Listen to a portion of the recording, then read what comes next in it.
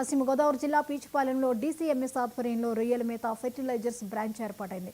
ఈ కేంద్రాన్ని ప్రభుత్వ whip Bommidi Nayakar Kapu corporation chairman Kothapalli Subbarayudu ప్రారంభించారు. జిల్లాలో 21వ బ్రాంచ్ను నర్సాపురంలో ప్రారంభించడం సంతోషంగా ఉందని బొమ్మిడి నాయకర్ అన్నారు.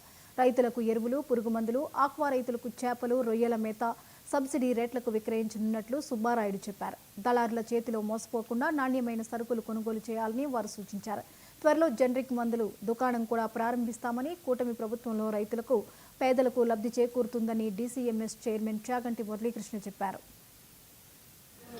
అవైలబుల్గా 50 టన్నుల యూరియా ఉంది, ప్లస్ కాంప్లెక్స్ ఎరువులన్నీ అందుబాటులో ఉన్నాయి.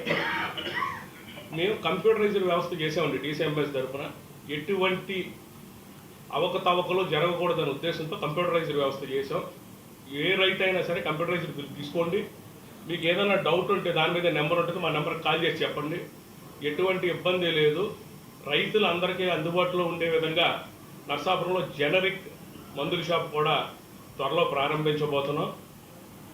అదేవిధంగా మా మంత్రివర్యులు అచ్చెన్నాయుడు గారిని కలిసినప్పుడు ఆయన కూడా గవర్నమెంట్కి సంబంధించిన ఏదైతే ఈ సిరిధాన్యాలన్నీ అన్ని డిపార్ట్మెంట్స్కి కూడా, హాస్టల్స్కి కానీ అన్ని డిపార్ట్మెంట్స్కి కూడా డీసీఎంఎస్ తరఫు నుంచే చేసే ఆలోచనలో ఉన్నామని, డీసీఎంఎస్ అభివృద్ధి పదంలో మేము కూడా సహకరిస్తామని, అదేవిధంగా కలెక్టర్ గారు కూడా మా వెన్నంటే ఉంటూ రైతులకి ఎప్పుడు ఎటువంటి ఇబ్బంది ఉండకూడదు, ఈ కొరత వచ్చిందని ప్రచారం చేస్తున్నారు.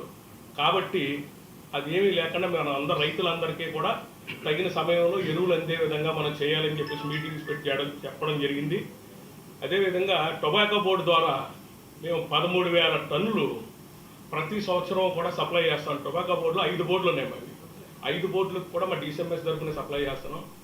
ఆల్రెడీ గోడౌన్స్ టైట్గా ఉంటే వాటికి ఆల్రెడీ గోడౌన్స్ కూడా మేము ఏర్పాటు చేసుకున్నాం మార్కెట్ యార్డ్ తరఫు నుంచి. ఇది కూడా మేము ముందు ఆలోచనతోటే మేము ఏం చేయాలి అనే ఆలోచనతోటే గోడౌన్స్ తీసుకుని మేము కూడా ఇన్ టైంలో స్టాక్ ఏర్పాటు చేసుకుంటున్నాం.